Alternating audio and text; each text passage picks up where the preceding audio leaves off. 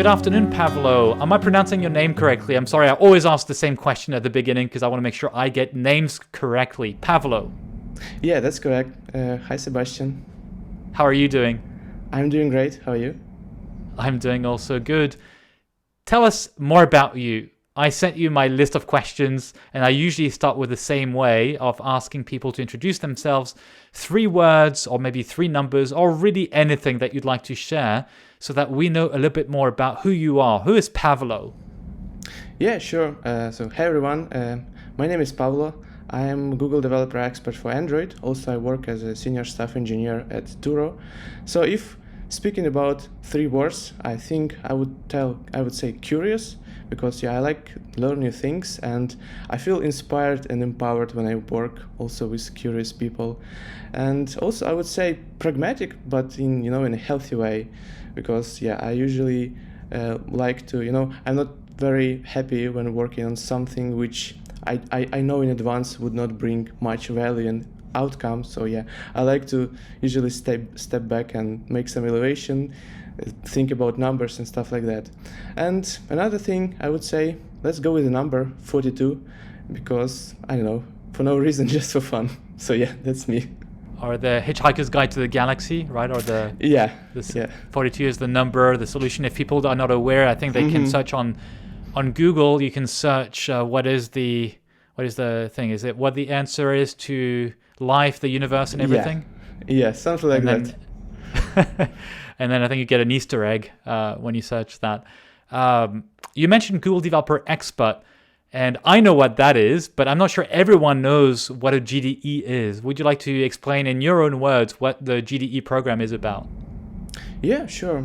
So GDE, it's a program I think hosted and conducted by Google, which highlights people who are experts in different fields and technologies that are developed by Google. The main idea is just overall building community and sharing knowledge with other people. You've also mentioned that you're very pragmatic, that you like to create things that have value. Do you have an example of something you've worked on that you felt very strongly about and you felt, oh, that was a great example of how I can work on something which is pragmatic? Yeah, so about examples, so lately I've been working on performance, on mobile performance, so on Android specifically. So I'm not sure if I can share the exact example, but it was related to performance where I had a bit of a doubt and hesitation. So why do we need to do this actually, right? And so my take is that it's always better to make a step back and do some research and maybe make some POC, like proof of concept project, and basically in some small sandbox environment get some quick wins and quick values, so that you have something physical to share with people. And this way it's possible to inspire other people around you, because this is not just an abstract improvement, but you can have, I have the project, I have some numbers, and let's scale it and let's apply it for our company-wide project and effort, which will bring then some great benefits. And also why I think numbers are and overall metrics are important, because when you want to make this or that project a habit, for example, performance, sometimes it's very hard to convince everybody to work on it. But when you have a quick and visible results that, we've done this thing and it improved some metric by this percentage, I think it's easier to inspire and motivate other people, to continue doing it. I've also noticed in your profile that you have experience, if I'm not mistaken, you've had past experience at MasterCard and Grab and Lyft. Were there any similarities and challenges in terms of, or the meaningfulness of the work that you were doing, just in light of what you just shared with us right now in terms of the satisfaction and the inspiration that comes from performance metrics? Were there any similarities where you could actually have done the same thing? Yeah, and I think I've learned this approach from all of those companies. In every companies I had experience with this in some sort of a form. So, for example, at MasterCard, the team was very process oriented, and it was very crucial for our project to show some results in order to get some more funding, right? So it was important to provide some real world and some real value that will bring some value to the company.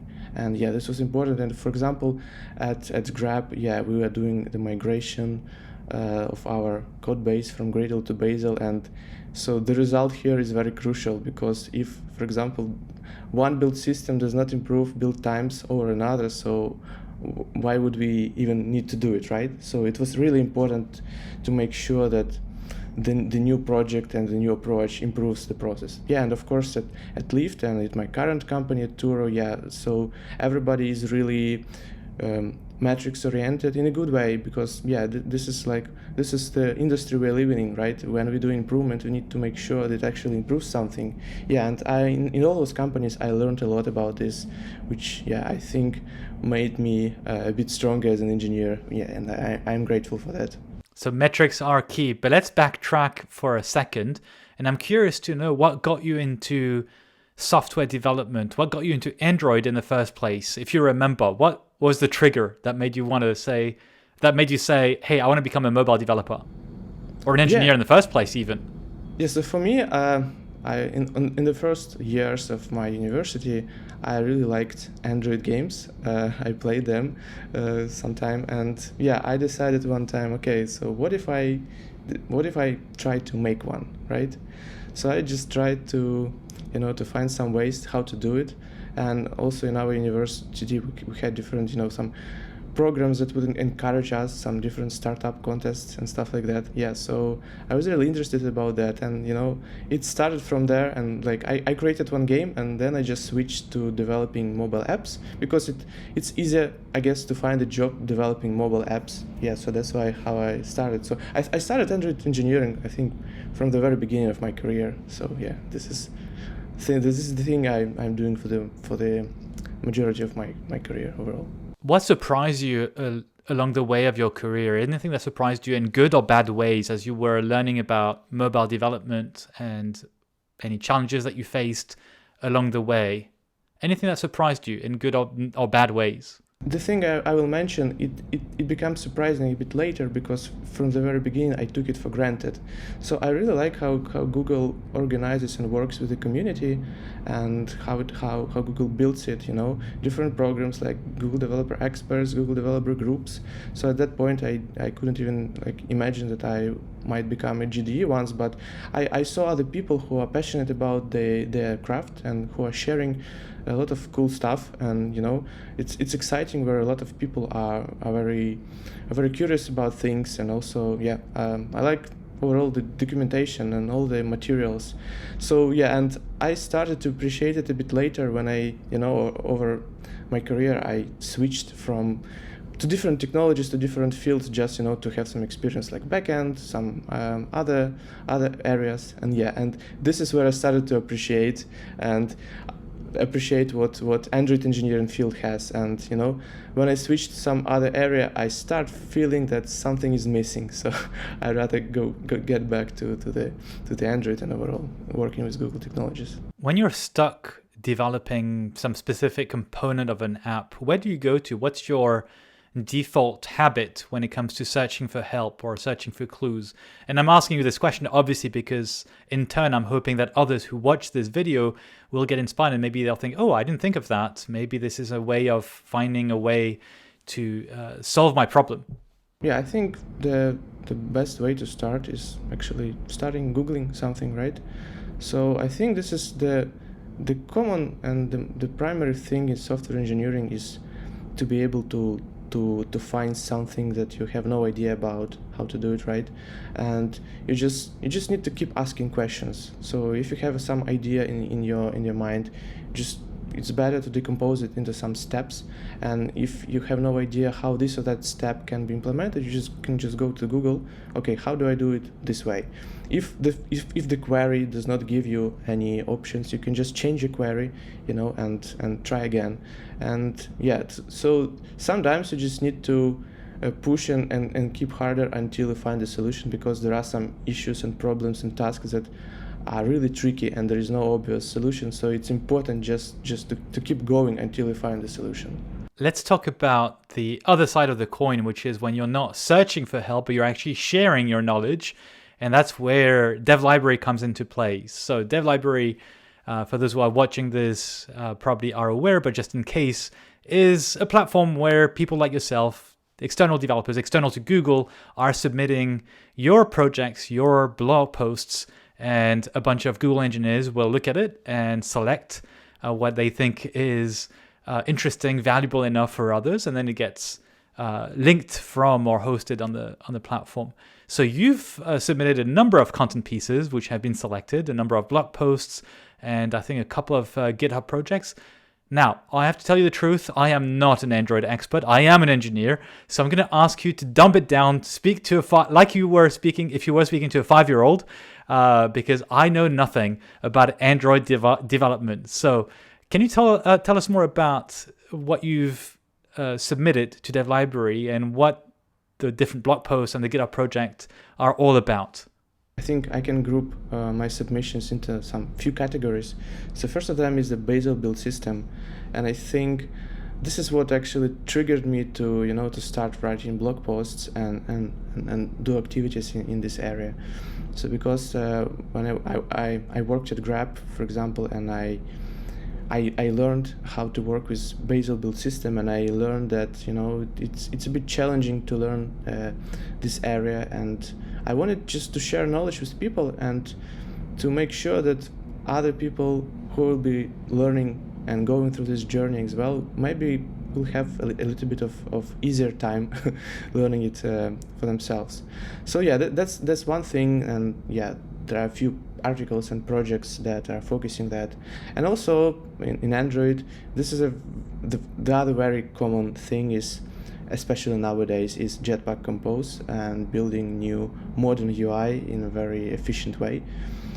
So yeah, a few of them are focusing that in the Kotlin language. So yeah, a bit of everything. And yeah, lately I've been focusing on performance. So yeah, I might try to submit some new stuff. Hopefully it will be good enough to be featured there.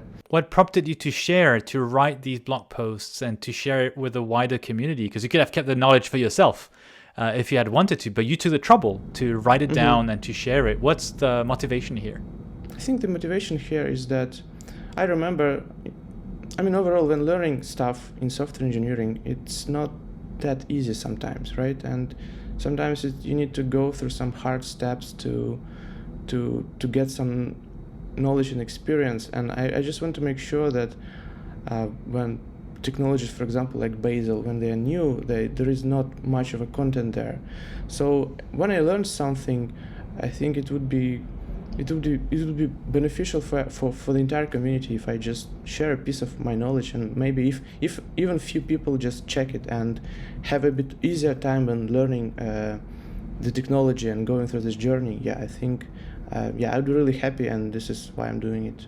For someone who's starting on Android today, knows nothing about Android development, what would you suggest for them to get started on? Where should they get started? What should they do? For someone who's brand new, who's a bit scared maybe by realizing there are millions of developers worldwide and millions of apps, where should they get started? What would you tell them so they don't get demotivated from the very beginning? Yeah, this is a very good question. I think the best way to start is actually, since Android operating system and SDK is developed by Google, so Google has a lot of great starting materials, that help you to get started.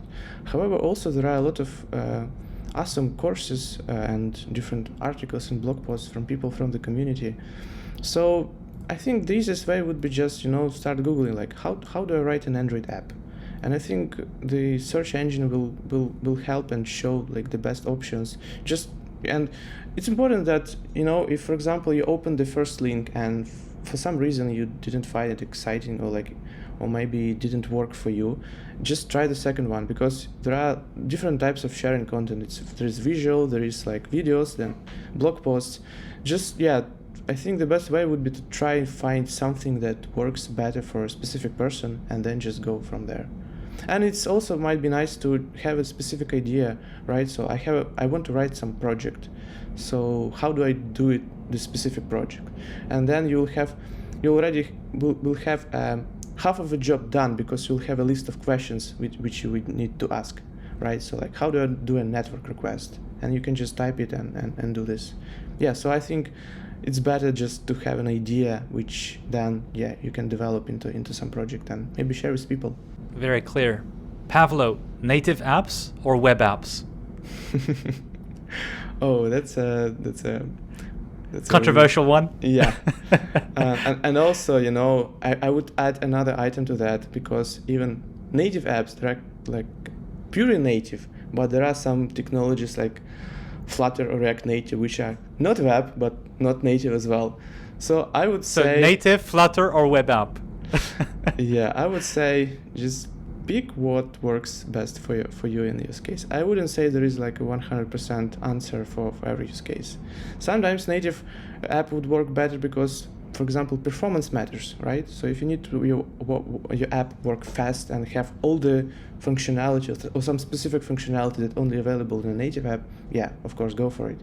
However, if you need to bootstrap something very quickly, and if you want it to be multi-platform, right, we can go with Flutter, for example. Or if you, for example, if you're a web developer, right, and if you, again, need to do something quickly, just go with the web app, like mobile web, and see how it works. If it doesn't work, just reiterate, and ask this question yourself again, and until you find an answer that satisfies you, probably. In hindsight, if you look back at your career and the development of your skills when it comes to Android development, is there something where you're thinking, if I had known this from the beginning, I would have saved so much time, so much pain, so much sweat? Is there anything like that? If you look back in time, though you felt, oh, I've wasted so much time and I just realized this, even if something tiny. I would say I don't have a specific thing that I'm thinking about that, because, I mean, as a software engineers, it's our job, to always work with things we don't know, and usually it takes a lot of time. So, but I think during the moments when you spend a lot of time on doing something and you are finally and eventually, reaching some result that satisfies you, this is the essence of a software engineering job. So yeah, I think this is crucial thing. And one more thing I would say is that if speaking about career and jobs, I would emphasize the importance of a culture and work environment, because it makes a really big difference. And I worked in, I had different examples in my career, and for example, even like now my current job at Turo, has a really remarkable culture. And I notice even by myself that depending on the culture and the environment, I can show different performance and productivity, right, and different level of motivation. And if it works with me, it works with other people. So yeah, I would say it's really important to make sure the environment you're working in actually empowering you to do more and more, some cool things overall at work. I completely agree with you. Obviously, with a good atmosphere, a good environment, it's more conducive to innovation, to being motivated to do something great. So I completely agree with you on that. What is the worst advice that you've heard in our tech industry, or when it comes to mobile development maybe? Is there something that you think people keep repeating this and it just does not make sense? Is there anything like that? The worst piece of advice that you've heard in our industry? So there is one thing I hear even like out of our industry, how they tell, if you like something, if you like your craft, you won't have to work a single day in your life. I kind of partially agree with that. Of course, you have to like your craft, right? But there are some situations and moments at work in your job where you don't like a specific and particular thing you're working on. For example, you're learning something and it's so hard to comprehend at the beginning that you hate it.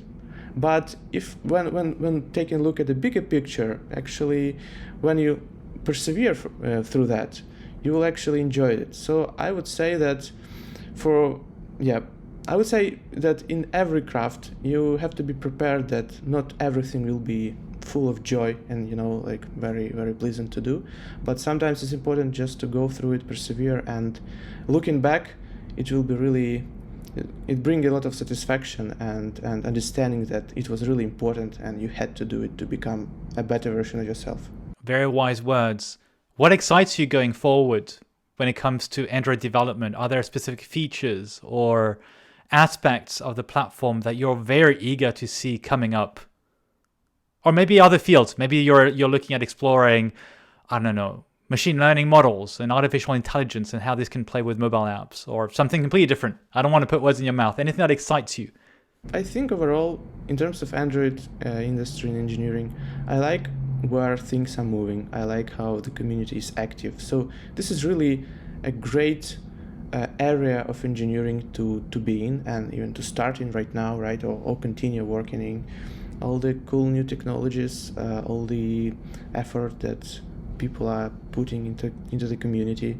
Yeah, and for me personally, I'm enjoying working on mobile performance since recently. So yeah, I like that we have a lot of technologies and approaches in the community in that direction. For example, there is a baseline profiles which Google develops recently.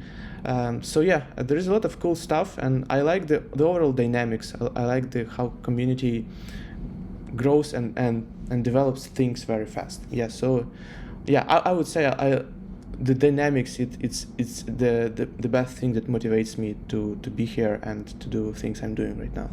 Very clear. And thank you for all the insights you shared with us. You've talked about workplace environment and how this matters for motivation. You've talked about when you're getting started, it's good to have maybe a sense of a use case of a specific project to get started and work on. You've mentioned how aspects of work or life are not always fun. Sometimes it can be tough to the point that you hate it in the moment, but you said and reminded us that we need to think about the bigger picture, and it will be gratifying in the end, and that you need to persevere. Any final words you'd like to share with developers or mobile developers as part of this video and wrapping up this interview with you? Any final few words? We were talking about advices during this video. I would say just the best thing that works for me, that you need to find a great balance between listening to advices and making some actions, because just listening to advices might be a bit disappointing if you know you're not trying to implement them in real life. But yeah, when you try to do something, implement the project and doing some cool stuff, only in this case I think it might be beneficial to hear some advices from people and proceed with some specific cases, where it might be beneficial.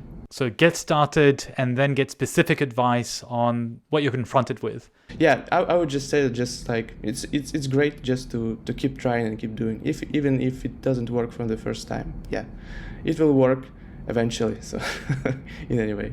Thank you for the motivating words and the words of wisdom. Pavlo, thank you very much for having spent some time with me and answering some questions. I hope it inspires many others, whether to look into Android development or specifically mobile performance, which is your area of expertise, at least one of the areas of expertise. So thank you very much. Thank you very much. Thank you for having me. It's been a great pleasure.